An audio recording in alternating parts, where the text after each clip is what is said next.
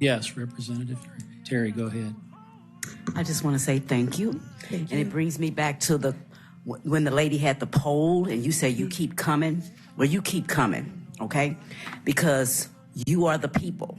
Yes, ma'am. And what you say and think should matter in this room. Yes. It doesn't matter what that American Viewpoint poll said, because you know what? We just found out who runs that poll, right? Okay. The other thing about that poll and that question in particular is that it is very ambiguous, because as a parent, if someone came into my child's classroom and was proposing ideas such as gay people are sinful, they're against, blah, blah, blah, blah, then yeah, I would have the same position. I would want to know what that person is doing. So when we say that 70-something% feel that way, you're looking at a very ambiguous question. Mm-hmm. And that question could be interpreted one way or another. And as a result, yes, you are going to get a large number of people agreeing with that. That's the second thing when you talk about me being a citizen. That's the other problem that I really, really have with this law. And so many laws that are being proposed right now is because of the fact it purports to be a parent's Bill of Rights or something along those lines. But whose rights? Whose rights? Derbies' mom has the right to look out for, protect her, and provide them with the best of whatever they need. And not one of you has the right to tell her that. But I support your right to tell your kids about your faith, about who you are, about what you believe in. We should not be bringing our religion here to use it as a cudgel over the heads of others in the state who do not believe as you believe. We're all here. We all want to do the best that we can. We all want to thrive.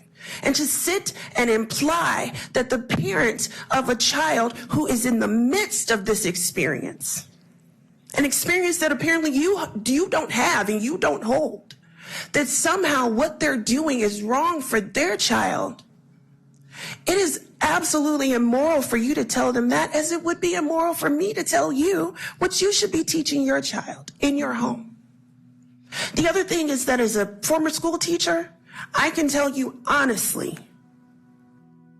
your kids come to us as they are with their own developed personalities.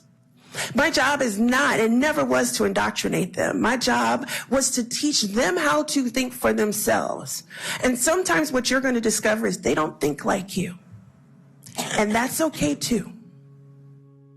They have the right to bring their personalities, their experiences, their opinions, all of it into the classroom and be loved and respected for it, regardless of what side they sit on. But I'm also tired of the idea that we don't have complexity as human beings.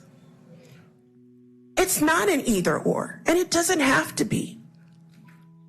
But this law implies that somehow being able to deny rights to these children will somehow help to improve the lives of other Missourians. It won't. And it frustrates me that I have to come up here week after week after week when the laws that will help Missourians are sitting somewhere. We've looked through. David Lee is our political action and legal team. She has looked through every single law that has been proposed. There are so many that could be helping Missourians, that could be helping our students, that could be helping you to be better representatives of us. And it's a failure to continue to bring these laws forth as if we don't know the difference, as if we don't know that this right here is about a culture war. It is about solving a problem that doesn't exist. It's a solution in search of a problem. Lady, thank you for your testimony. Thank you. How many left to testify?